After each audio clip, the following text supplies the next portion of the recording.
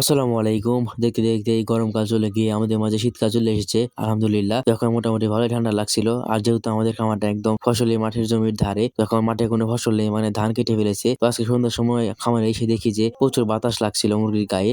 তো এই ঠান্ডা বাতাস লাগলে হয়তো মুরগি ঠান্ডা লেগে যেতে পারে। তাই আজকে সন্ধ্যার সময় মুরগিগুলো পর্দা নামিয়ে দিয়েছিলাম। হয়তো রাতে ভিডিও করার কারণে হয়তো বুঝতে পারছেন না। তো ইনশাআল্লাহ আপনাদেরকে কালকে একটা ভিডিও দিয়ে আপনাদেরকে দেখিয়ে দেবো যে পর্দা কিভাবে নামাতে হয় বা আমরা কিভাবে নামিয়ে থাকি। তো আগে পর্দা নামিয়ে দিয়েছিলাম, নিজের হাতে একটু ফাঁক রাখছিলাম যাতে গ্যাসটা বের হয়ে যেতে পারে। এখন কিছুদিন থেকে আমারও অনেক সর্দি কাশছি, জানি না কণ্ঠ শুনে বুঝতে পারছেন কিনা। তো যাই হোক, আমাদের সন্ধ্যার সময় সবসময় মুরগিকে খাবার জড়ো করে দিই বা পানি দিই বা যত যা কাজ থাকে রাতের জন্য সে কাজগুলো করে ফেলি। তো আমাদের এক সাইডের পর্দা নামানো বাকি ছিল, আপনাদের দেখানোর সুবিধার্থে আমরা সেইগুলোকে ভিতর থেকে নামিয়ে দিয়েছিলাম। আলহামদুলিল্লাহ আমাদের পর্দা নামানোর কাজ শেষ হয়ে যায়। তো আমাদের এখন কাজ হচ্ছে মুরগিগুলোকে খাবারটা জড়ো করে দিতে হবে। যেমন আপনারা দেখতে পাচ্ছেন এখন যে মুরগি খাবারগুলো অনেকটা ছড়িয়ে ছিটিয়ে রয়েছে। তো এই খাবারটা যখন জড়ো করে দিব তখন এই খাবারটা সকাল পর্যন্ত আর থাকবে না বা বাসি হবে না। সেই কাজের জন্য আমরা একটা বঙ্গা ব্যবহার করব। আর এই বঙ্গাটা আমরা মূলত বানিয়ে থাকি এরকম একটা ওষুধের বোতল আছে, বোতলটা কেটে তৈরি করে থাকি। ইনশাআল্লাহ আপনাদেরকে দেখানোর চেষ্টা করবো অন্য কোনো দিন। আলহামদুলিল্লাহ আমাদের মুরগি খাবার জড়ো করা শেষ হয়ে যায়। তো খাবার জড়ো করার পরে দেখছিলাম যে ছোট মুরগির বাড়িতে পানি ছিল, কিন্তু বড় মুরগির বাড়িতে পানি ছিল না। যেহেতু বড় মুরগি এখন